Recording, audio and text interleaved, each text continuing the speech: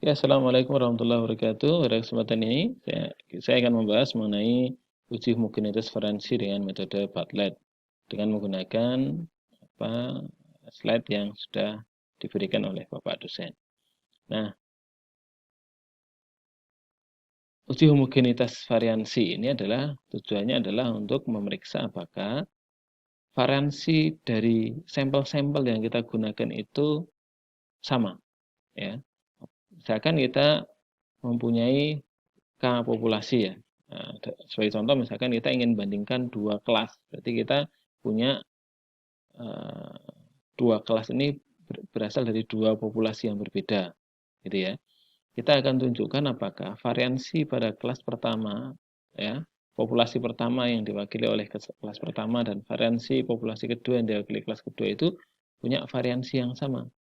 Apa tujuannya untuk memeriksa ini? Agar kita bisa memilih menentukan statistik uji yang tepat. Karena akan berbeda kalau variansinya sama dan variansinya berbeda. Hitung-hitungannya statistik uji yang kita pakai akan berbeda. Sama-sama uji T nanti rumusnya akan berbeda. Ini H0-nya. Dan satunya adalah tidak semua variansi sama. Atau ada variansi yang berbeda. Oke ya, begitu. Baik, untuk melakukan uji statistik homogenitas dengan metode Bartlett ini kita menggunakan statistik ujinya B. Nah, kita akan jelaskan dulu komponen-komponen ini ya. Baik, sekarang kita akan gunakan istilah. Kalau saya gunakan istilah banyak sampel, berarti sama dengan banyak populasi. Kalau di penelitian nanti mungkin seperti banyak kelas gitu ya. Kemudian N1, nah, N1 ini adalah banyak anggota pada sampel pertama. Oke ya, banyak anggota pada kelompok sampel pertama. N2 itu adalah banyak anggota pada kelompok sampel kedua. Kemudian NK ini adalah banyak anggota pada kelompok sampel ke-K. Kemudian N ini adalah jumlah dari banyak anggota seluruh sampel. Jadi sampel pertama ada berapa anggotanya dijumlah dengan anggota sampel kedua dan anggota sampel ketiga ke K. Hasilnya adalah N. Itu ya, N besar. K banyaknya sampel atau banyak populasi. Kemudian S1 kuadrat ini adalah variansi sampel. Jadi jangan salah ya. Kalau tulisannya S itu, S kecil itu dia diambil dari sampel. Beda dengan sigma. Kalau sigma seperti ini dia diambil dari populasi. Maka di sini ini adalah menggunakan simbol atau notasinya untuk populasi. Yang kita akan estimasi itu semua dengan variansi pada sampel, variansi pada sampel. Maka dilambangkan di sini S, bukan sigma. Ya. S1 kuadrat ini variansi sampel pertama, S2 kuadrat variansi sampel kedua, SK kuadrat ini adalah variansi sampel ke K. Ya, cara menghitungnya nanti adalah variansi sampel pertama dipangkatkan dengan banyak anggota sampel pertama kurangi 1. Jadi kalau misalkan sampel 1 itu adalah kelas dengan 10 siswa, maka di sini nanti isinya adalah variansi kelas tersebut dipangkatkan 10 kurangi 1. Lanjut, dikalikan variansi sampel kedua, kelas kedua, dipangkatkan dengan N2, banyak anggota sampel kedua itu kurangi 1. Misalkan kalau kelas yang satunya ini anggotanya atau siswanya adalah 8, maka di sini variansinya dipangkatkan dengan 8 kurangi 1. Dan seterusnya sampai ke kelompok sampel ke K. Ya. Hasil itu semua dikali, ya, kemudian dipangkatkan dengan 1 per N min K. Jadi pangkatkan 1 per, berarti kalau dua kelas tadi ada 10 sama 8, berarti 18 dikurangi dengan K. K-nya 2, nah kelasnya atau sampelnya 2 kelompok. 2. Kemudian hasil ini kita bagi dengan SP kuadrat. Apa itu SP kuadrat? Yaitu sigma, ini NI-1 harusnya, bukan NK. NI-1 dikalikan SI kuadrat. Ya. Kemudian menghitungnya berarti nanti 10 min, kalau dua kelompok sampel tadi ya.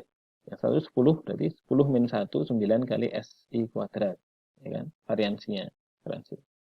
Ditambah dengan kalau yang sampel kedua tadi 8 kurangi 1 dikalikan variansinya.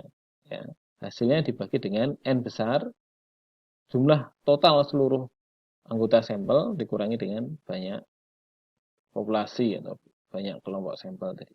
Ya, SP kuadrat. Jika setelah ini kita hitung, maka kita bandingkan dengan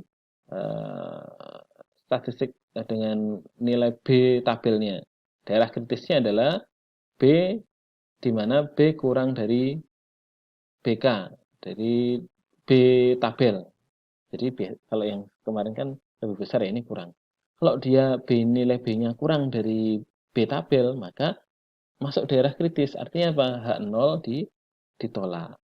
Berarti kalau H0 ditolak, berarti tidak berasal dari, tidak mempunyai varian, tidak semua variansi sama. Artinya dia tidak homogen.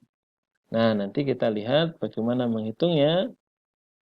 Nanti kita lihat pada tabel. Baik, itu dulu. Kita lanjutkan. Baik, ini untuk contohnya. Untuk contohnya kita lihat bahwa ada tiga kelompok ya, yang berasal dari 3 populasi berbeda. Ini untuk sampel pertama, sampel kedua, sampel ketiga kelompoknya ya. Kemudian kita lihat, pertama kita hitung dulu variansinya.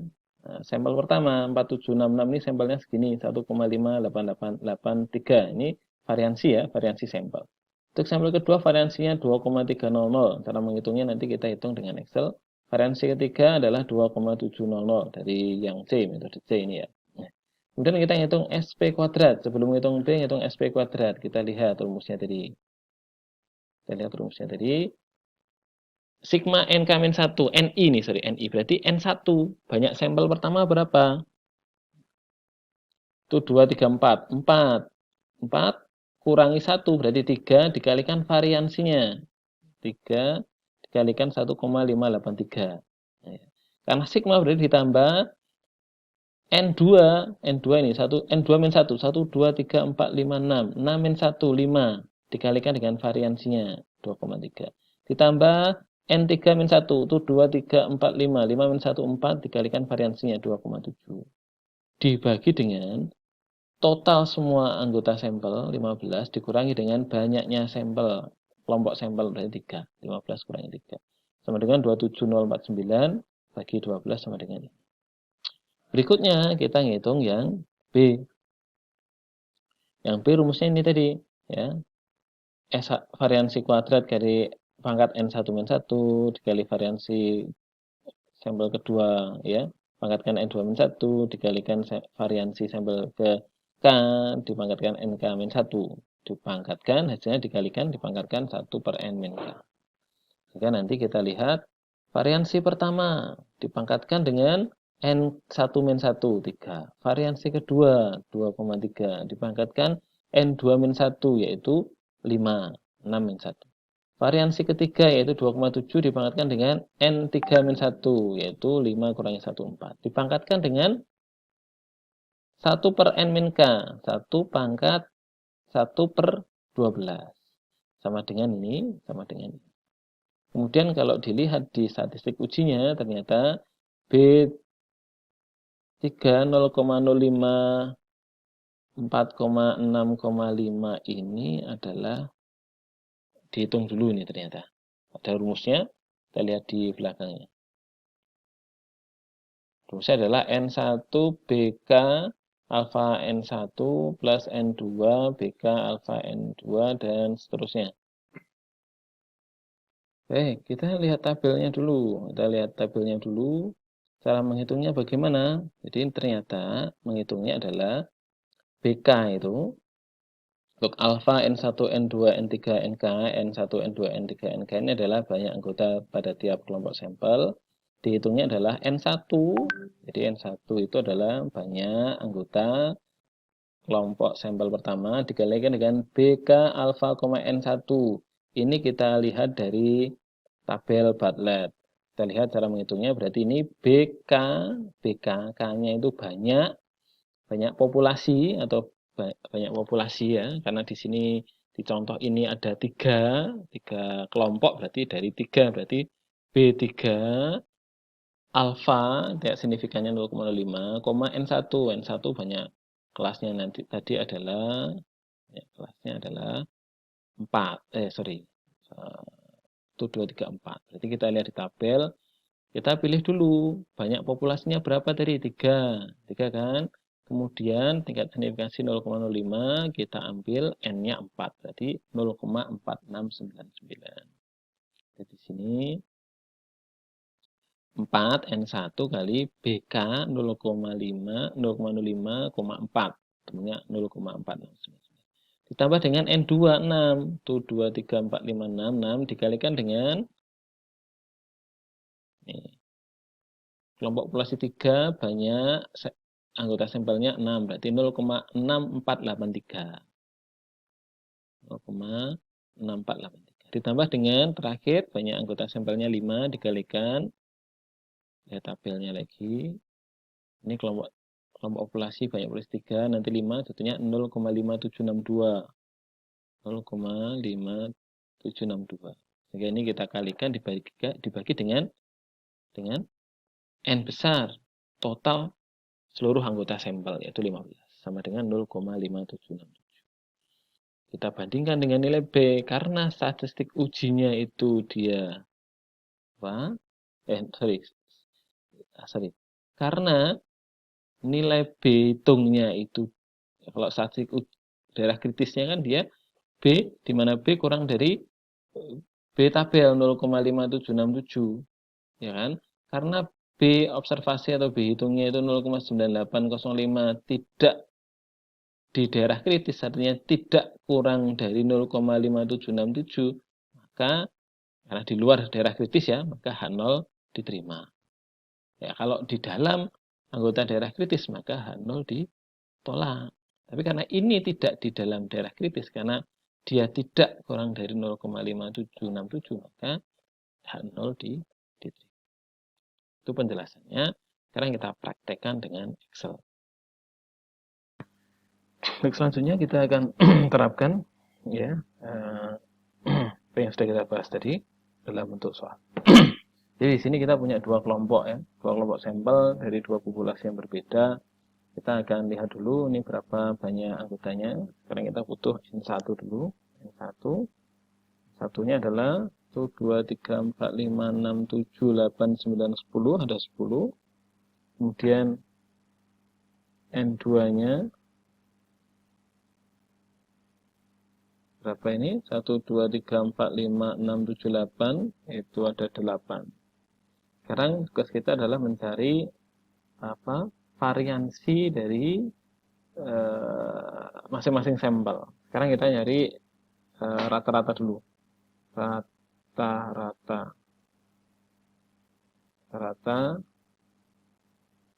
pertama. Rata-rata 1 ya.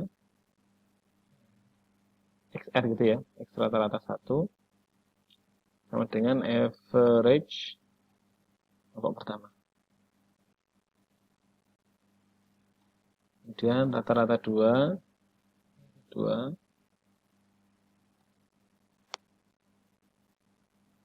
dengan average kelompok yang kedua.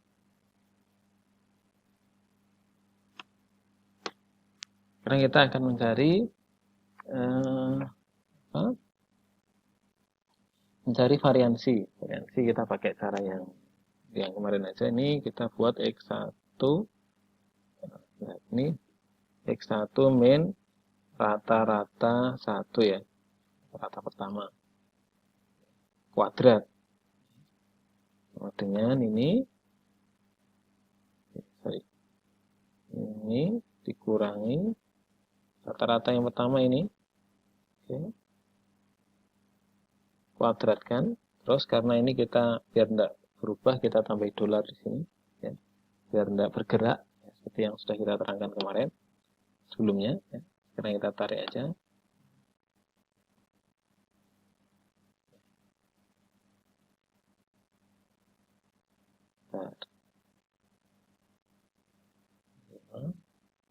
Kuadrat.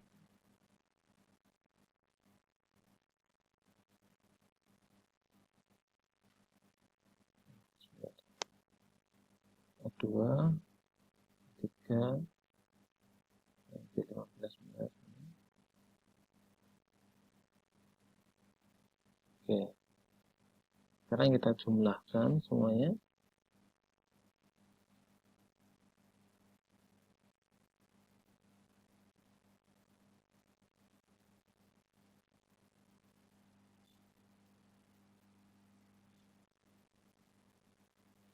Oke, kita jumlahkan sini sum.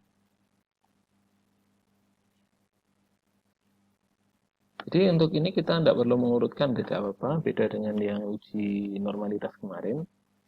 Ya, ini kita dapat ini sigma xi min x bar kuadrat.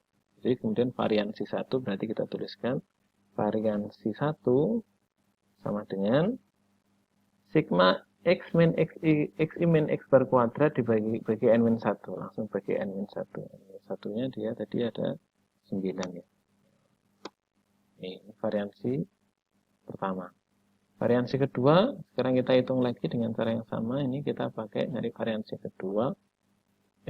Ini X2 min rata-rata sampel kedua.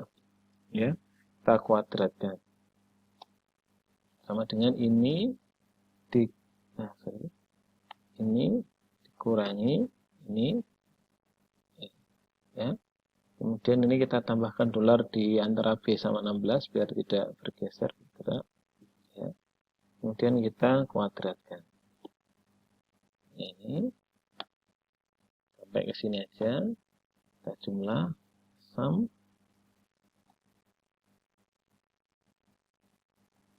Kemudian di sini kita peroleh variansi keduanya 2 sama dengan ini dibagi dengan n-1 yaitu 7. Nah, sekarang kita cek ya, apakah ini sama dengan kalau kita menggunakan variansi var sampel ini. Variansi based on sampel ya. Langsung kita hitung. Sama ya. Kemudian kalau pakai variansi sampel, pakai langsung rumus, hasilnya sama atau tidak. Cek di sini. Oke, sama ya berarti ya. Oke, sudah berarti penghitungan kita sudah tepat. Baik, sekarang kita akan sudah mendapatkan rumus dari sudah dapatkan variansi di sini. S variansi pertama sama kedua sudah diketahui. Sekarang kita mencari ini dulu. Mencari SP dulu. SP ya. SP kuadrat. SP kuadrat. SP kuadrat ini kita nyari di sebelah bawah sini aja. SP kuadrat itu sama dengan rumusnya apa? Nah ini. Sigma n k min 1 kali SI kuadrat bagi n min k. Jadi kita tuliskan dulu ini. N-nya berapa N-nya? Ini kita peroleh N-nya. Hapus dulu aja. Kita tulis N-nya berapa N. N-nya sekarang total semua 18. Kemudian K-nya sama dengan, karena hanya ada 2 kelompok sampel, berarti K-nya hanya ada 2. Ya kan?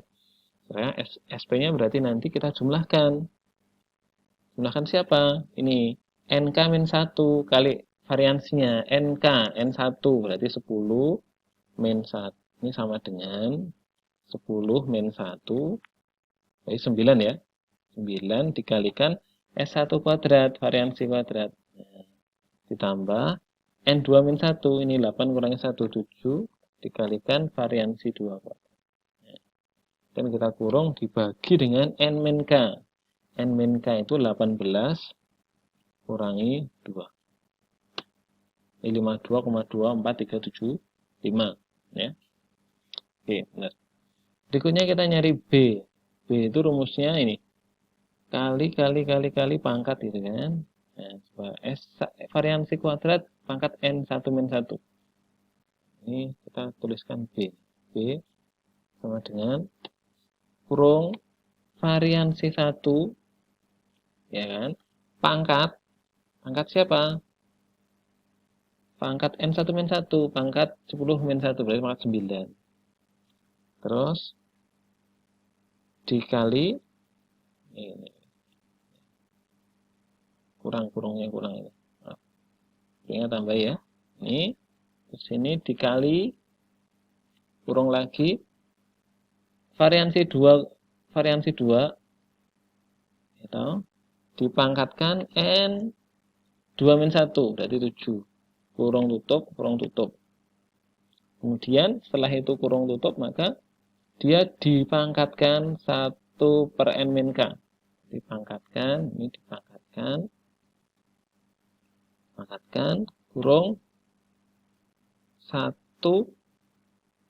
per N min K, 18 kurangi 2 per 16. Kurung tutup, nah, ini masih ada.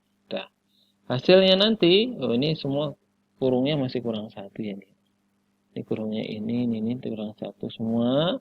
Kurung lagi sini, dibagi dengan SP kuadrat. Ya kan? SP kuadrat, mana SP kuadrat? SP kuadratnya yang sini tadi. Ting.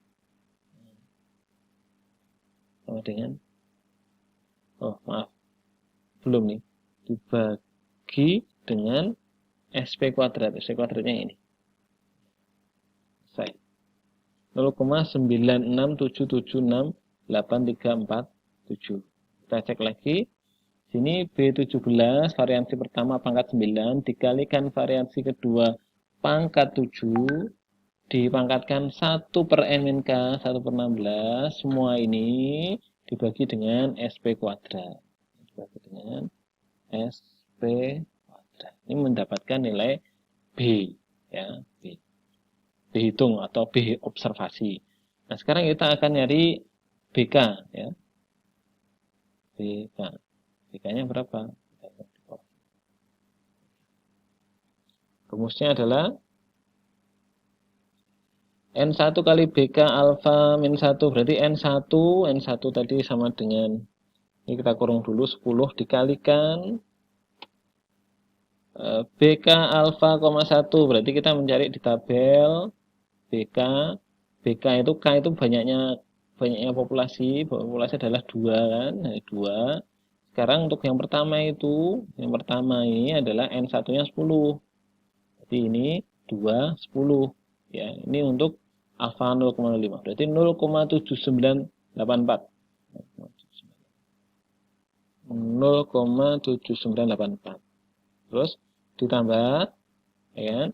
N2-nya itu adalah 8 dikali sama tadi B